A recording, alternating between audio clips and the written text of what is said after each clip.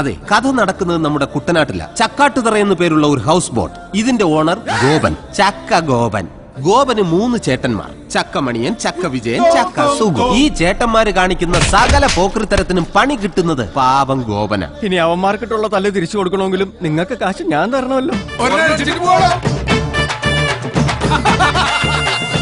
ഗോപനെയും ഗോപന്റെ താടിയെയും കുറിച്ച് പറഞ്ഞാൽ കുട്ടനാട്ടിൽ നിന്ന് പുറപ്പെടുകയും ചെയ്തു ഫോർട്ട് കൊച്ചിയിലോട്ട് എത്തിയുമില്ല. ആളൊരു പാവ ആട്ടുംകുട്ടിയാ. വേലയെടുത്ത് ജീവിക്കുന്നവന് ഇത്തിരി കടവും കഷ്ടപ്പാടൊക്കെ ഉണ്ടാവും. എല്ലാത്തിനും കാരണം ആ ചക്കക്കുരു ഒറ്റ ഒരുത്തന കുടുംബം കലക്കി. ഇതെന്റെ മകൾ കൈനഗിരി ജയശ്രീ. കലാമണ്ഡലം ജയശ്രീ എന്നാക്കണം എന്നായിരുന്നു ആഗ്രഹം. സായിപ്പന്മാരെ വീഴ്ത്താൻ ഗോപൻ ഇറക്കിയ നമ്പരാണ് ജയശ്രീ. പക്ഷെ വീണത് ഗോപൻ തന്നെയായി പോയി. അമ്മ വരണ്ട മാമച്ച. ഇത് ഞാൻ മാമച്ചൻ. നാട്ടുകാർക്ക് എന്തിനും ഏതിനും മാമച്ചൻ. എന്ത് ചെയ്യണമെന്ന് ചോദിച്ചാൽ എന്തും ചെയ്യും. എണ്ണപ്പലഹാരം ഇഷ്ടമാണ്. ഇവനാണ് കഥയിലെ വില്ലൻ, സാക്ഷാൽ കവലക്കൽ കുരിയച്ചൻ. കുരിയച്ചൻ എപ്പോൾ എന്ത് എങ്ങനെ ചെയ്യുമെന്ന് ആർക്കും പറയാൻ പറ്റില്ല.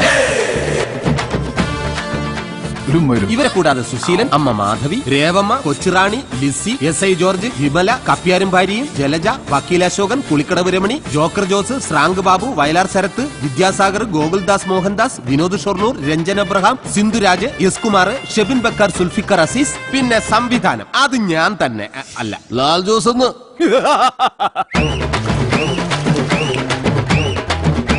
പെരുന്നാളിന് ഈ പടകളെല്ലാം കൂടെ വന്ന